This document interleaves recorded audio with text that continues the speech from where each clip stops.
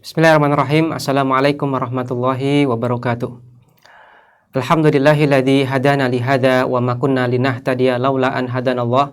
Wa asyhadu an la ilaha illallah wahdahu la syarikalah wa asyhadu anna Muhammadan abduhu wa rasuluhu la nabiyya ba'dah.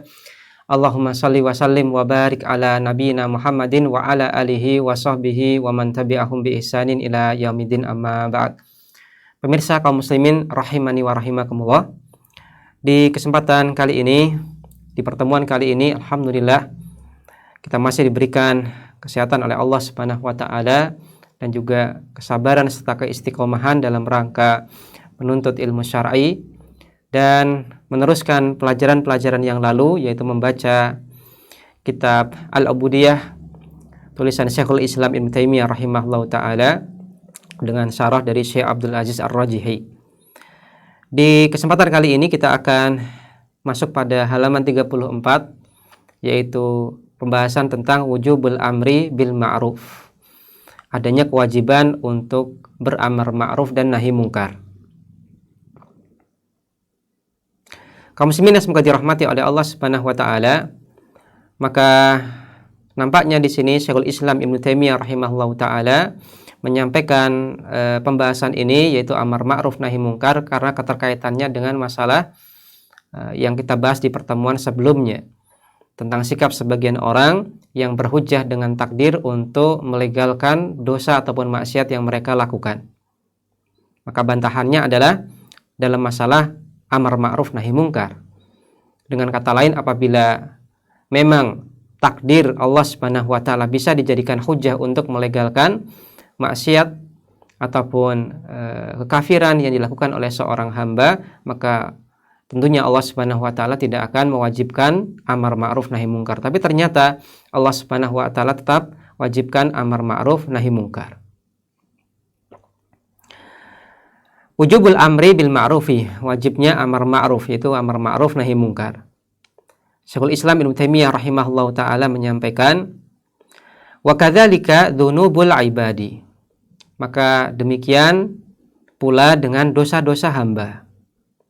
Yajibu 'alal abdi fiha an ya'mura bil ma'rufi wa yanha 'anil munkari. Maka wajib bagi seorang hamba untuk masalah dzunub, untuk masalah dosa, disikapi dengan amar ma'ruf nahi mungkar.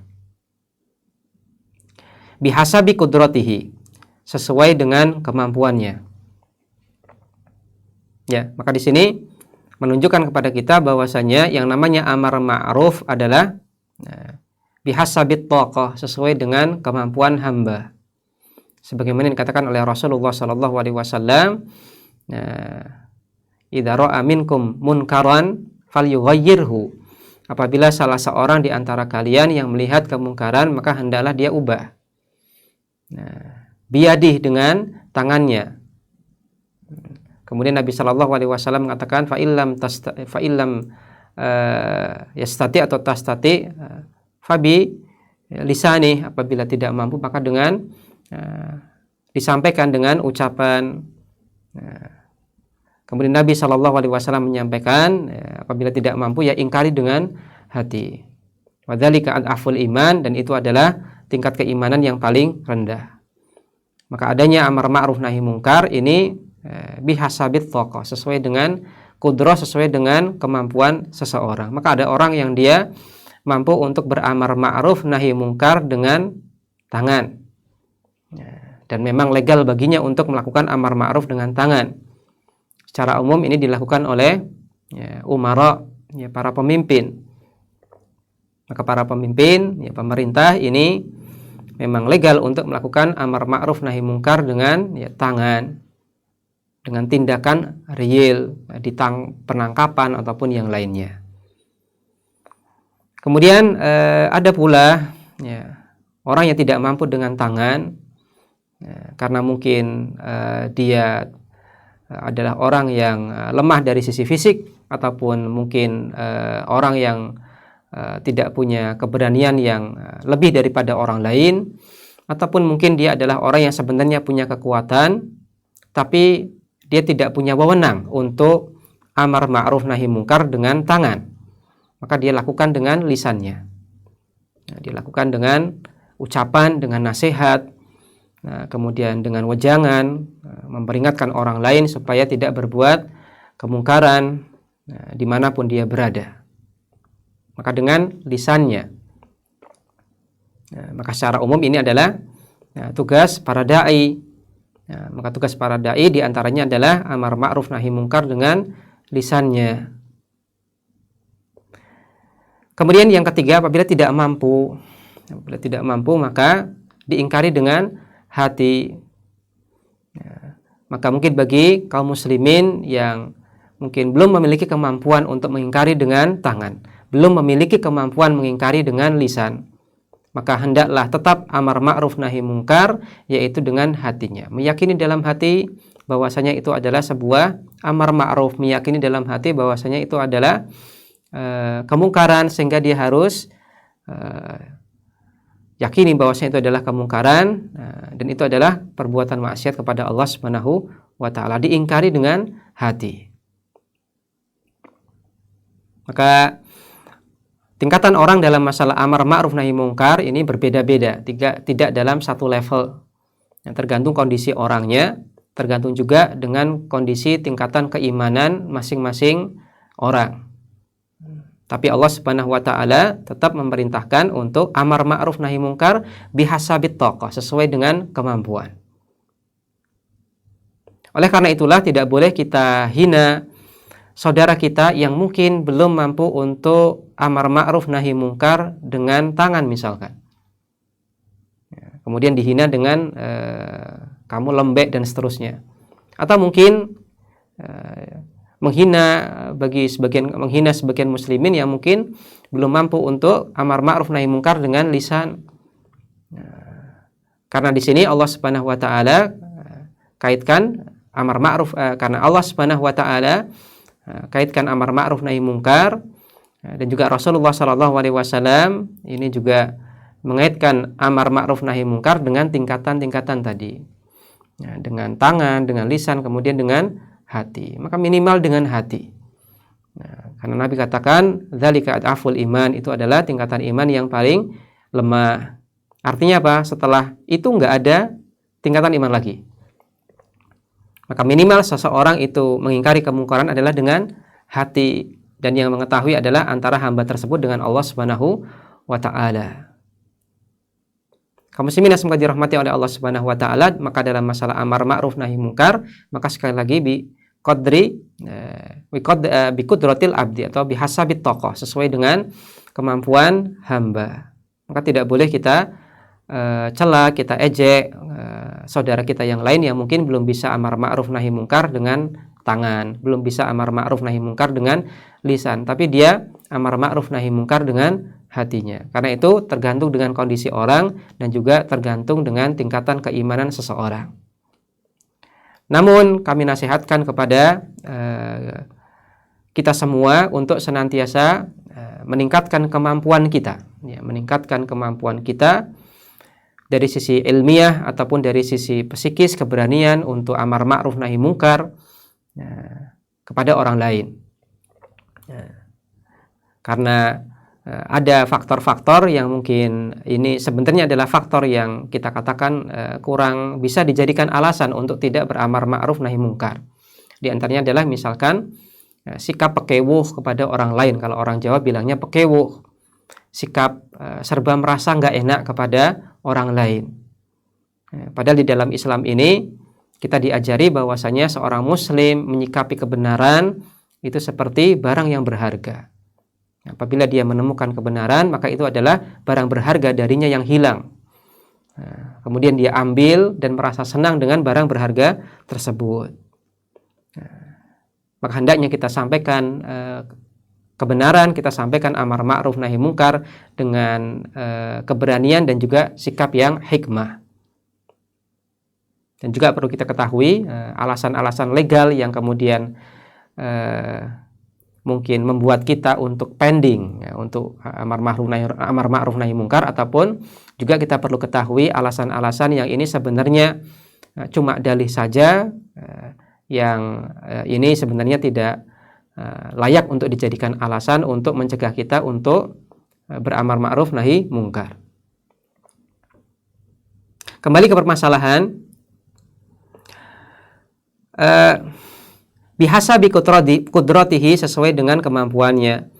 Wa yujahidu fi sabilillahi al-kufara wal munafikina. Dan adanya kewajiban untuk berjihad di jalan Allah melawan orang-orang kafir dan orang-orang munafik. Wa yuwali awliya Allah, dan juga ada kewajiban untuk berloyalitas kepada wali-wali Allah Subhanahu wa taala. Wa yu'adi a'da Allahi, dan juga ada kewajiban untuk memusuhi musuh-musuh Allah Subhanahu wa taala. Wa yuhibbu fillahi wa yabghadu fillahi, dan juga ada kewajiban untuk mencintai karena Allah dan membenci karena Allah. Kama qala ta'ala, sebagaimana yang Allah Subhanahu wa taala katakan di surat Al-Mumtahanah ayat 1 hingga 4.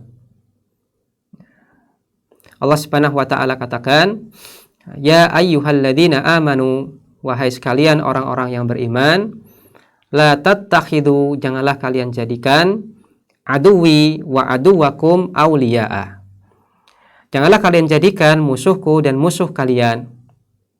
Jangan jadikan musuhku, itu Allah Subhanahu wa taala, wa aduwakum, dan juga musuh kalian, awliya'a, sebagai awliya, sebagai teman-teman setia. Tulquna ilaihim bil mawaddah, yang mana kalian tulquna, kalian sampaikan ilaihim, kepada mereka berita-berita tentang Nabi Muhammad sallallahu alaihi wasallam. Bil mawaddah, itu kalian lakukan karena kecintaan kalian kepada mereka. Wahai orang-orang yang beriman, janganlah kalian jadikan musuhku dan musuh kalian itu sebagai teman-teman setia kalian, yang kalian itu senantiasa menceritakan kepada mereka berita-berita tentang Muhammad sallallahu alaihi wasallam, dan ini kalian lakukan karena cinta kepada mereka, cinta kepada musuh-musuh Allah Subhanahu wa taala. Wa qad kafaru bima ja'akum minal haqq, padahal kafaru, mereka telah ingkar terhadap kebenaran yang telah datang kepada kalian. Yukhrijuna ar-rasula wa iyyakum, mereka juga telah mengusir Rasul dan juga kalian. Kenapa mereka mengusir Rasul dan mengusir kalian? Antuk minu billahi rabbikum, kalian, karena kalian beriman kepada Allah Rabb kalian. In kuntum kharajtum jihadan fi sabili wabtigha'a mardati, dan hendaklah kalian lakukan itu jika kalian betul-betul keluar untuk berjihad di jalanku, dan juga kalian betul-betul mengharapkan keridhoanmu. Tusirruna ilaihim bil mawaddah, kalian menyampaikan secara sembunyi-sembunyi. Kalian menyampaikan berita tentang Muhammad sallallahu alaihi wasallam secara sembunyi-sembunyi kepada mereka. Padahal wa ana a'lamu bima akhfaitum, padahal aku lebih mengetahui terhadap apa yang kalian sembunyikan. Wa ma a'langtum, dan segala sesuatu yang kalian nampakkan. Wa may yaf'alhu minkum, dan barang siapa yang melakukan hal tersebut, yaitu secara sembunyi-sembunyi menceritakan berita-berita tentang Nabi Shallallahu Alaihi Wasallam kepada orang kafir dan orang munafik, membocorkan rahasia kaum muslimin kepada orang munafik, maka Allah Subhanahu Wa Taala katakan, faqad dhalla sawa'as sabil, maka sungguh dia telah sesat dari jalan yang lurus. Iyathqafukum, dan ingatlah, jika mereka bisa menangkap kalian, mereka bisa mengalahkan kalian, yakunu lakum a'daan, maka mereka akan bersikap menjadi musuh bagi kalian. Yang tadinya ketika kalian itu seandainya kalian menceritakan tentang berita-berita Muhammad sallallahu alaihi wasallam karena kalian cinta kepada mereka dan mereka masih membutuhkan kalian, tapi ketika nanti kalian dikalahkan, kalian ditangkap baik oleh mereka ataupun musuh kalian, maka apa yang mereka berikan sebagai sikap kepada kalian, maka jawabannya adalah sebagaimana dikatakan oleh Allah Subhanahu wa taala, yakunu lakum a'daan, mereka akan menjadi musuh untuk kalian. Mereka akan bersikap sebagai musuh kalian. Kenapa? Karena mereka sudah tidak butuh lagi kepada kalian. Wa yabsutu ilaikum aydiyahum wa alsinatahum bisu. Dan mereka yabsutu membentangkan, itu mereka mengacungkan kepada kalian aydiyahum, tangan-tangan mereka, wa alsinatahum bisu, dan lidah-lidah mereka, ucapan-ucapan mereka bisu, dengan tujuan untuk menyakiti kalian. Wa waddu law takfurun, dan mereka berharap seandainya kalian itu kembali kepada kekafiran. Dan mereka berharap seandainya kalian itu kafir. Lan tanfa'ukum arhamukum wala auladukum.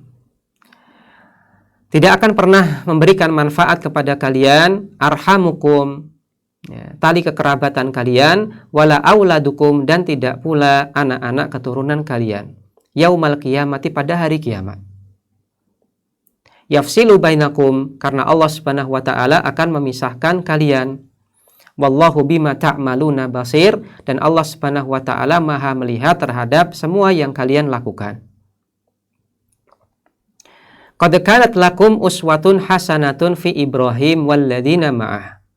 Dan sungguh terdapat bagi kalian sebuah teladan yang baik dalam diri Ibrahim dan orang-orang yang bersama dengan beliau. Idz qalu liqaumihim, ketika Ibrahim dan pengikutnya berkata kepada kaum mereka, inna bura'a'u minkum, sesungguhnya kami berlepas diri dari kalian, wa mimma ta'buduna min dunillah, dan segala sesuatu yang kalian sembah selain Allah. Kafarna bikum, kami ingkari kalian, wa bada, dan telah jelaslah, bainana wa bainakum, antara kami dengan kalian, al-adawatu wal baghda'u abada, permusuhan dan kebencian selama-lamanya. Hatta tu'minu billahi wahdah, sampai kalian beriman kepada Allah Subhanahu wa taala semata. Kaum muslimin yang semoga dirahmati oleh Allah Subhanahu wa taala, maka di surat Al-Mumtahanah ini Allah Subhanahu wa taala dengan jelas memerintahkan kepada kalian untuk memusuhi musuh-musuh Allah Subhanahu wa taala. Jangan sampai sebaliknya. Jangan sampai kita menjadikan musuh-musuh Allah Subhanahu wa taala dan juga musuh-musuh kita kaum mukminin sebagai aulia, sebagai teman-teman setia. Apa-apa kita minta tolong kepada mereka, apa-apa kita cerita kepada mereka, lebih mengunggulkan mereka daripada kaum muslimin. Maka ini adalah sebuah sikap yang dilarang oleh Allah Subhanahu wa taala.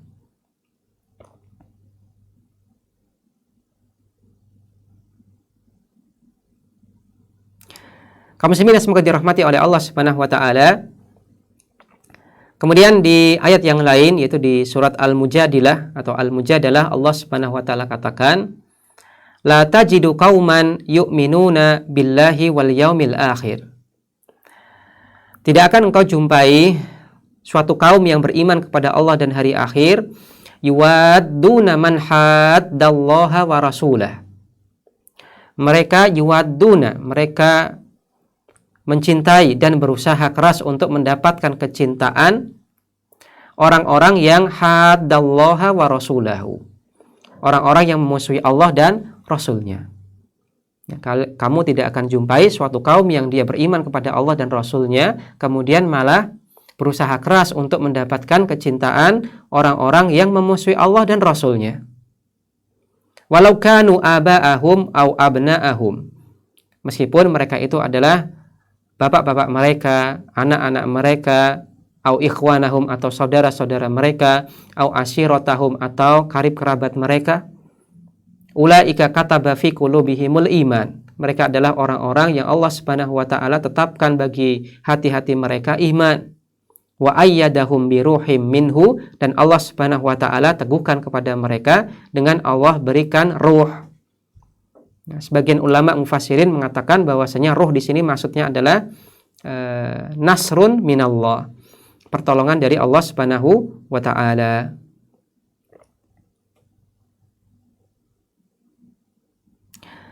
Kaum muslimin yang semoga dirahmati oleh Allah Subhanahu wa taala, maka ayat ini pun dengan jelas menunjukkan kepada kita bahwasanya orang yang betul-betul beriman kepada Allah dan Rasul-Nya, dia tidak akan pernah berusaha keras untuk mendapatkan kecintaan, mendapatkan kasih sayang dari musuh-musuh Allah Subhanahu wa taala. Nah, tidak peduli mereka mau suka pada kita atau tidak suka kepada kita, maka kita tidak peduli. Dan di sini yang perlu diperhatikan adalah Allah Subhanahu wa taala berfirman yuwadduna. Nah, yuwadduna. Dari kata wadda yuwaddu.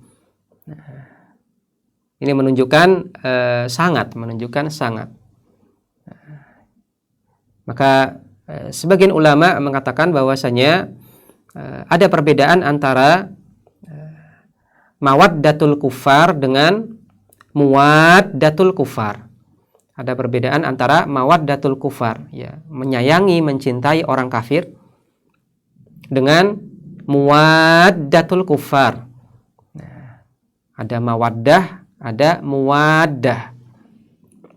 Nah, dalam ayat ini yang Allah larang itu adalah muwaddah. Yuwadduna, muwaddah. Apa itu muwaddatul kufar? Muwaddatul kufar adalah berusaha keras untuk mencari keridhaan, kecintaan dari orang-orang kafir. Nah, jadi dia bercapek-capek untuk mendapatkan ridho dan kecintaan dari orang-orang kafir. Maka ini terlarang secara mutlak. Sebagaimana yang Allah Subhanahu wa taala katakan di sini. Tidak akan Anda jumpai orang yang beriman kepada Allah dan hari akhir kemudian dia memiliki muwaddah kepada orang-orang kafir. Berusaha keras untuk mendapatkan, bercapek-capek untuk mendapatkan ridho dan juga rasa cinta dari orang kafir. Maka ini mutlak tidak boleh. Adapun mawaddatul kufar, mencintai orang kafir, kecintaan terhadap orang kafir, maka ini perlu dirinci. Ada yang boleh, ada yang tidak boleh. Di antara yang boleh adalah ketika kecintaan itu adalah kecintaan tabi'i. Maksudnya adalah misalkan ada seorang anak, dia memiliki orang tua yang non-muslim. Maka karena dia adalah anak dan orang tua adalah orang tua, maka wajar ketika seorang anak mencintai orang tuanya meskipun dia non-muslim. Maka ini mencintai orang kafir dalam artian yang masih dimaklumi karena ini kecintaan tabi'i. Kecintaan orang tua terhadap anak, orang tuanya muslim, anaknya ini non-muslim. Kemudian orang tua merasa kasihan kepada anaknya, masih sayang kepada anaknya, maka ini legal, dalam artian masih diperbolehkan dan masih dimaklumi. Adapun kecintaan karena agama, kecintaan karena agamanya, maka tentunya ini adalah mawaddatul kufar yang terlarang. Apalagi sampai mendahulukan orang kafir daripada orang yang beriman, maka ini adalah mawaddah yang terlarang. Maka bedakan antara mawaddatul kufar dengan muwaddatul kufar. Kalau muwaddatul kufar maka ini mutlak terlarang. Sedangkan mawaddatul kufar ini ada rinciannya. Kaum muslimin yang semoga dirahmati oleh Allah Subhanahu wa taala. Sekarang kita baca penjelasan dari pensyarah di sini. Pensyarah mengatakan wa qauluhu wa kadzalika dzunubu dan seterusnya. Wa ma sabaqa hadza fi dzunubil abdi fal insanu laisa lahu ayyudniba. Dan masabaqa dan penjelasan yang telah lewat berkaitan tentang masalah dosa-dosa hamba, maka seseorang dia tidak boleh berdosa, tidak layak baginya ataupun bukanlah hak baginya untuk melakukan dosa. Dia tidak berhak untuk melakukan dosa. Fa idza waqa'a fi dzanbi taba minhu. Apabila dia terjerumus ke dalam dosa, maka harusnya dia bertobat dari dosanya tersebut. Wasabara 'alal masaibi, dan hendaknya dia bersabar atas musibah-musibah yang merupakan efek dari dosa yang dia lakukan. Ya, maka ini adalah berkaitan tentang dosa diri sendiri. Nah, Kalau dosa diri sendiri, kewajiban kita adalah kita bertobat kepada Allah Subhanahu wa taala. Kemudian apabila dosa ini memiliki efek musibah, maka harusnya kita bersabar terhadap musibah yang merupakan efek dari dosa-dosa kita. Lalu bagaimana apabila dosa tersebut yang melakukan adalah orang lain? Apa yang harus kita lakukan? Amma dzunubu ghairihi, adapun dosa yang dilakukan oleh orang lain, famauqifuhu ayya'muru bil ma'rufi wa yanha 'anil munkari. Maka sikap yang tepat, sikap seseorang yang tepat dalam masalah ini adalah hendaknya dia beramar ma'ruf dan bernahi mungkar. Hendaknya dia beramar ma'ruf nahi mungkar. Wa yujahidu fisabilillah, dan hendaknya dia berjihad fisabilillah.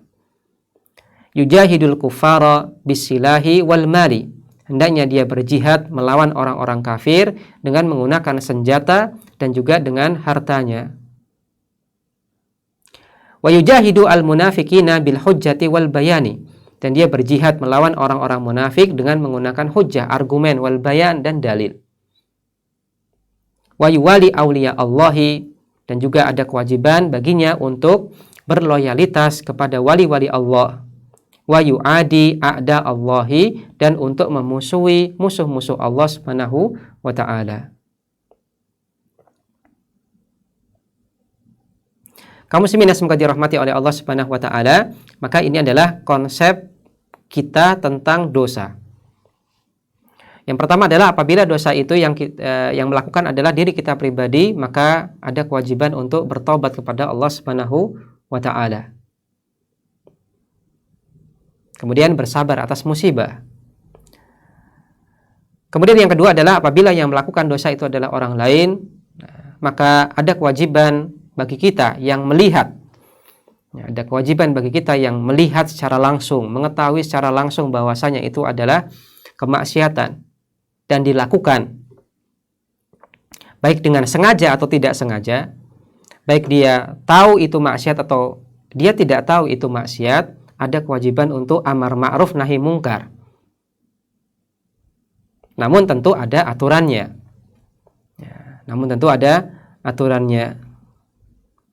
Maka yang perlu kita pahami adalah amar ma'ruf nahi mungkar itu tidak sesederhana yang kita pikirkan. Ya, asal menyampaikan ini salah, ini benar.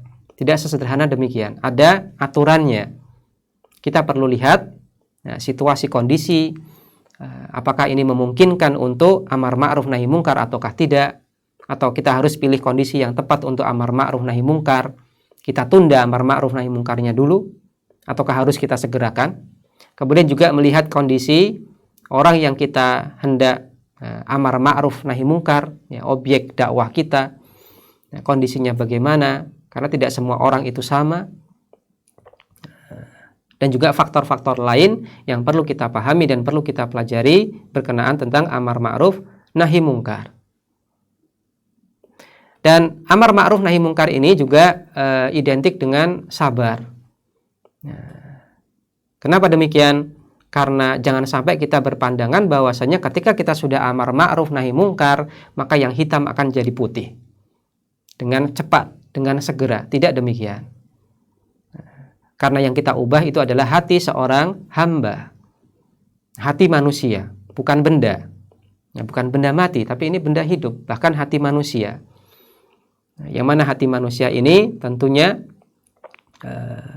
sangat amat gampang untuk terbolak-balik dan juga sangat amat gampang terpengaruhi oleh sesuatu. Maka butuh kesabaran untuk mengubah yang dari tadinya jelek menjadi baik, atau minimal yang tadinya jelek, kejelekannya ini menjadi berkurang. Maka ini pun perlu kita pahami. Maka sekali lagi yang namanya amar ma'ruf nahi mungkar ini tidak semudah membalikkan telapak tangan. Ya, tidak dengan cepat kemudian kita bisa mengubah sesuatu yang mungkin abu-abu atau hitam menjadi sesuatu yang bersih. Meskipun tidak dipungkiri bahwasanya ada kasus yang demikian.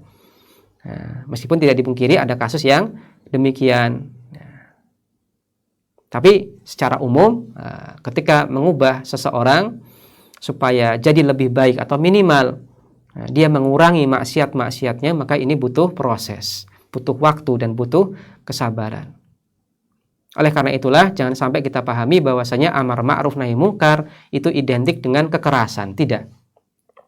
Amar ma'ruf nahi mungkar tadi sebagaimana yang kita katakan sesuai dengan kemampuan hamba. Ada yang mungkin dengan, kalau bahasa kasarnya kita katakan dengan kekerasan, ya, dengan tangan. Kita tangkap, kita penjarakan misalkan. Tapi ada yang dengan lisan, ada yang dengan hati. Maka amar ma'ruf nahi mungkar tidak identik dengan kekerasan. Sesuai dengan situasi kondisi, keadaan objek dakwah dan yang lainnya. Kaum muslimin semoga dirahmati oleh Allah Subhanahu wa taala. Pensyarah kemudian mengatakan wa qauluhu kama qala Allah taala, dan perkataan Ibnu Taimiyah kama qala Allah taala, dan seterusnya. Hakadha, demikianlah bayyanal muallifu rahimahullahu, penulis yaitu Syekhul Islam rahimahullahu taala menjelaskan anna mauqifal mu'minina, bahwasanya sikap kaum mukminin adalah al-muwalatu fillahi wal mu'adatu fillah. Hendaknya dia berloyalitas karena Allah dan juga memusuhi karena Allah. Walihada qala ta'ala, oleh karena inilah Allah Subhanahu wa taala katakan la tajidu qauman yu'minuna billahi wal yaumil akhir yuwadduna man haddallaha wa rasulah. Tidak akan Anda jumpai kaum yang beriman kepada Allah dan hari akhir kemudian dia malah berusaha keras, bercapek-capek untuk mendapatkan kecintaan orang-orang yang memusuhi Allah dan Rasulnya. Wa hadza huwa mauqiful insani min dzunubil ibadi. Maka ini adalah sikap seorang manusia, sikap seseorang ketika menghadapi dosa yang dilakukan oleh hamba-hamba Allah. Fal insanu yujahidu, maka seseorang itu harus berjihad. Ya'muru bil ma'rufi wa yanha 'anil munkari, dia beramar ma'ruf nahi mungkar, wa yujahidu fisabilillah, dan berjihad fisabilillah, yuwali fillah, dia berloyalitas karena Allah Subhanahu wa taala, wa yu'adi fillah, dan dia memusuhi pun karena Allah Subhanahu wa taala. Wa yabghadu fillah wa yuhibbu fillah, dan hendaklah dia membenci karena Allah serta mencintai juga karena Allah Subhanahu wa taala. Atau yang kita kenal poin-poin ini dengan al-wala wal bara. Sikap berloyalitas dan sikap berlepas diri. Bagaimanakah kita memberikan sikap loyalitas kita yang tepat, dan bagaimanakah kita menyikapi memberikan sikap bara berlepas diri yang tepat? Maka konsepnya adalah demikian.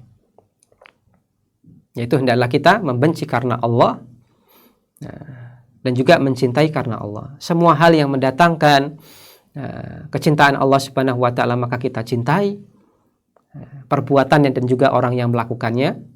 Dan semua hal yang mendatangkan kebencian Allah Subhanahu wa taala maka kita benci, kita berlepas diri dari perbuatan tersebut ataupun mungkin dari orang yang melakukannya. Dan kita lakukan amar ma'ruf nahi mungkar. Kaum muslimin semoga dirahmati oleh Allah Subhanahu wa taala. Demikian yang bisa kita baca pada kesempatan kali ini. Semoga memberikan manfaat kepada kita semuanya. Wassallallahu ala nabiyina Muhammadin wa ala alihi wa sahbihi wasallam. Subhanakallahumma wa bihamdik asyhadu an la ilaha illa an astaghfiruka wa atubu ilaik. Wassalamualaikum warahmatullahi wabarakatuh.